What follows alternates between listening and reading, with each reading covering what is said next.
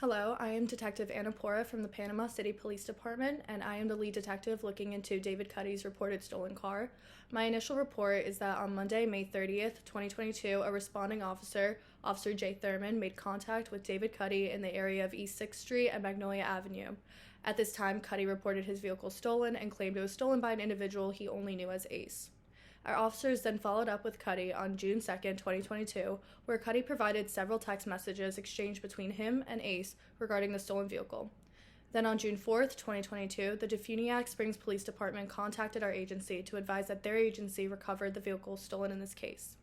On June 6, 2022, our agency reached out to DSPD and talked to Detective White, who informed us that Leslie Cohen was located in the passenger seat of the vehicle, which was parked at a motel in their city.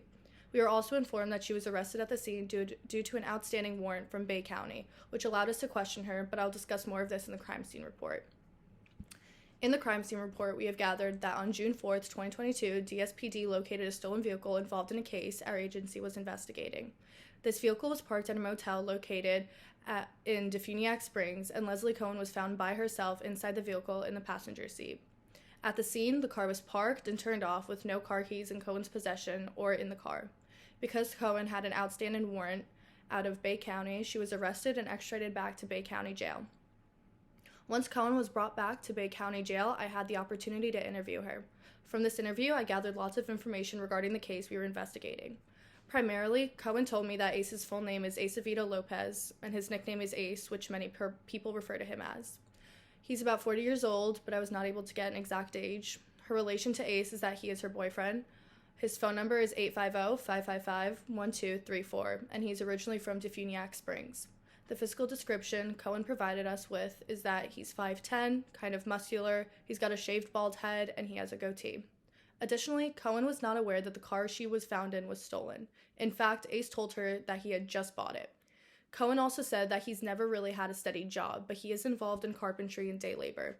In fact, Ace has some coworkers he associates with both in and out of work, named Jason and Matthew, but no last names were given. From this interview, we also found out that Ace took the car keys with him before leaving Cohen in the car, and by the time DSPD located the car at the motel, Ace had already left Cohen unattended in the car for about 20 to 30 minutes. He also told Cohen that he was going to that motel to pick something up and that he would be back in about 15-20 minutes. After picking up something from the motel, they were planning on going to a friend of Ace's house in Defuniak for a birthday party. Cohen also claims that she saw Ace texting someone named Cuddy and that Ace seemed a bit stressed and frustrated over this. To wrap up the interview, I gathered some contact information of Cohen's in case she is no longer under the supervision of Bay County Jail when we would need her. Her phone number is 850-123-4567, and that is her primary form of contact. Based on our findings and the interview I had with Leslie Cohen, we have a few ways of trying to locate Ace.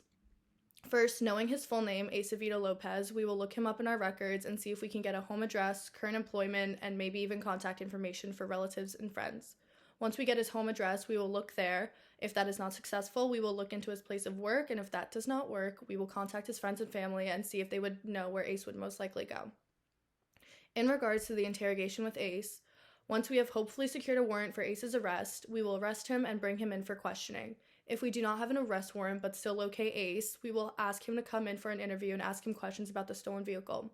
We plan on asking him how he got the car, and hopefully that matches up with Cuddy's interpretation of the events as he explained to our agency. We'll also ask Ace if he had planned on giving the car back to Cuddy, and if so, why he went around claiming that it was his own car. We'll try to establish a relationship between Ace and Cuddy, and if Ace reveals enough information and confesses to have stolen the vehicle, then hopefully our interrogation could lead us to press formal charges against Ace for grand theft. Finally, we have a good amount of evidence linking Ace to the incident.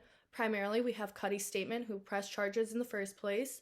We also have the text exchange between Cuddy and Ace that has Ace admitting to being in possession of the vehicle at the time it was claimed to be stolen.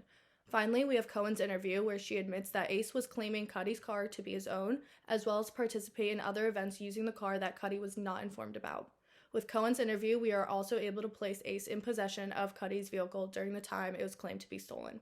Hopefully, with all the evidence and information we have gathered linking Ace to the stolen vehicle, we are able to apprehend Acevedo Lopez and proceed with pressing charges. Thank you.